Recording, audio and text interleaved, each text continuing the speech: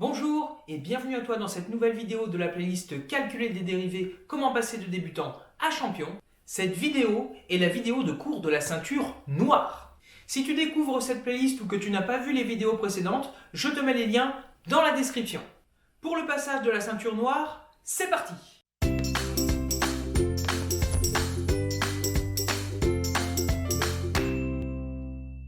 Alors notre premier objectif va être de calculer la dérivée de la fonction suivante, qui a pour expression f de x égale sinus de 3x plus 2. Et pour répondre à cette question, on suppose qu'on travaille sur un intervalle sur lequel cette fonction est supposée dérivable. Alors à première vue, malheureusement, cette fonction, on ne sait pas la dériver. Pourquoi? Parce qu'on sait quelle est la dérivée de sinus de x, on connaît la dérivée de la fonction sinus, mais là, on a quand même à l'intérieur du sinus une expression 3x plus 2 qui nous contrarie un petit peu. Toutefois, dans une démarche de dérivation, peut-être qu'on peut quand même rappeler quelques petites choses. On connaît notamment la dérivée de la fonction sinus. Alors je peux écrire le petit rappel en haut à droite. On sait en effet que la fonction sinus a pour dérivée la fonction cosinus. Et si on s'intéresse à l'expression à l'intérieur du sinus, on reconnaît l'expression d'une sous-fonction, qui sera ici une fonction affine, dont l'expression est 3x plus 2, et on sait la dérivée. Sa dérivée, c'est 3. Eh bien, il y a une propriété de cours qui nous permet d'articuler les petits raisonnements qu'on vient de faire, et cette propriété nous dit, dans le cas présent, que f' de x aura pour expression, 3 fois cosinus de 3x plus 2. Alors, pour bien comprendre ce qui s'est passé ici, et dans une optique de généralisation, je vais réécrire ces deux lignes en mettant des couleurs pour qu'on y voit un peu plus clair. Alors voilà ce que ça donne. Alors si on regarde l'expression f de x, j'ai bien mis en évidence le fait que l'on a un sinus qui contient l'expression 3x plus 2. Et comme on l'a rappelé, la dérivée de la fonction sinus, c'est la fonction cosinus, et c'est pour ça que dans la deuxième ligne, on a un cosinus qui apparaît, qui vient du fait que c'est la dérivée de la fonction sinus. On constate aussi d'ailleurs qu'à l'intérieur de ce même cosinus, on a la même expression, 3x plus 2, qu'on observait aussi déjà à l'intérieur du sinus de l'expression de la fonction f. Il ne nous reste plus peut-être qu'à nous poser la question, mais ce 3 ici, d'où vient-il? Eh bien en fait, il provient du fait que la dérivée de la fonction qui a pour expression 3x plus 2, eh bien c'est justement 3. Je vais maintenant écrire juste en dessous la propriété que j'ai utilisée pour obtenir cette dérivée et qui généralise donc cet exemple. Cette propriété nous dit la chose suivante. Si on a une fonction f alors que l'on suppose dérivable sur l'intervalle sur lequel on travaille, et que cette fonction f est du type, f de x égale g de ax plus b, où g est elle aussi une sous-fonction dérivable et a et b des constantes réelles, eh bien, on aura alors que f' de x est égal à a, la même constante qui était ici, multiplié par g', la dérivée de la fonction g' donc de ax plus b. Eh bien, si on cherche à faire un parallèle avec l'exemple du dessus, eh bien, on peut constater que la fonction g était ici jouée par la fonction sinus, dont on sait que la dérivée est la fonction cosinus. C'est pour ça que notre g' ici était la fonction cosinus. On peut aussi noter que la constante a était ici jouée par 3, ce qui explique pourquoi on a le 3 qui est apparu ici. Et qui jouait le rôle de la constante b? Eh bien, c'était le réel 2. Alors maintenant, nous allons faire d'autres exemples d'application de cette propriété. Alors, premier exemple d'application, on veut déterminer la dérivée de la fonction f qui a pour expression cosinus de 4x plus 7. Tu constateras que j'ai rappelé en haut à droite du tableau la propriété que l'on va utiliser et qu'il va falloir apprendre. Eh bien, pour pouvoir appliquer cette propriété, il va falloir qu'on reconnaisse que f de x est du type g de ax plus b et identifier qui joue le rôle de la fonction g et qui joue le rôle des constantes a et b. Pour nous aider à faire ce repérage, je vais réécrire l'expression de la fonction f en couleur, comme ceci. On observe donc eh bien, que la fonction g correspond ici à la fonction cosinus et que les constantes a et b eh bien, vont être les nombres 4 et 7. On peut donc écrire qu'on a reconnu ici eh bien, que f de x est du type g de ax plus b avec eh bien, g la fonction cosinus, c'est-à-dire la fonction qui a pour expression cosinus de x. On peut aussi écrire qui sont a et qui sont b. Donc avec g de x égale cosinus de x, a qui est ici la constante 4 et b qui est ici la constante 7. Et maintenant, si on regarde la propriété, on voit qu'on va avoir besoin de g'.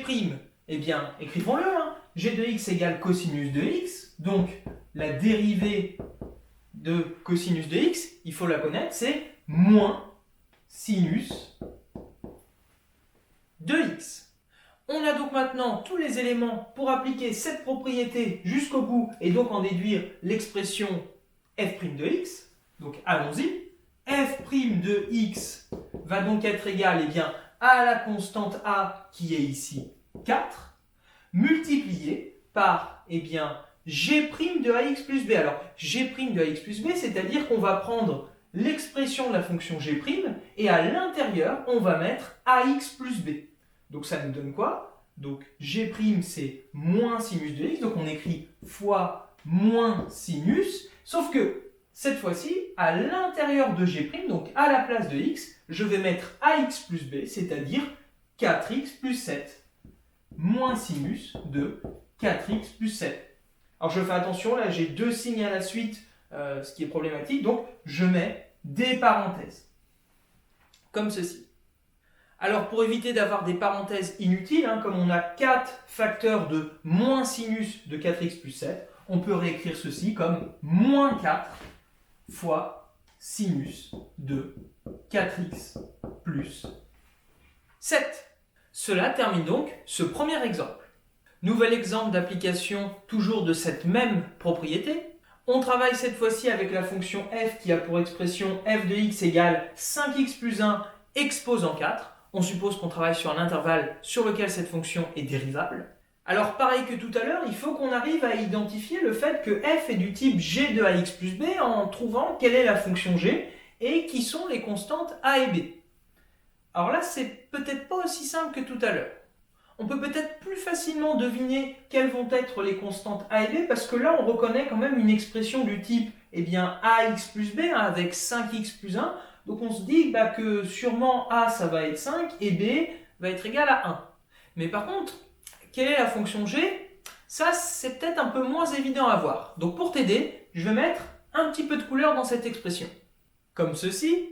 Alors en effet, hein, la petite expression ax plus b ici, eh bien 5x plus 1, et la fonction g qui se cachait, eh bien c'est la fonction qui prend un nombre x et qui renvoie sa puissance quatrième. Autrement dit, c'est la fonction qui à x associe x exposant 4. Je l'écris, peut-être que ce sera plus clair.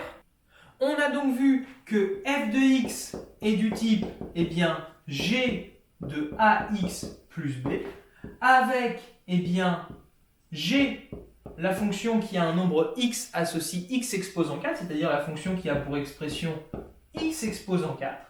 Et on a dit que les constantes a et b, eh bien, c'était 5 et 1. Donc avec g de x égale x exposant 4, a égale 5 et b égale 1. Peut-être que tu n'es pas encore tout à fait convaincu par le choix là, de la fonction g. Eh bien regarde, imagine là 5x plus 1, là tu le prends, et tu le mets à l'intérieur de l'expression de la fonction g. Donc c'est-à-dire ça va te donner 5x plus 1 exposant 4. Eh bien là tu as bien quelque chose du type une fonction g auquel tu appliques eh bien, 5x plus 1. On sait dans la propriété qu'on va avoir besoin de g', eh bien écrivons-le.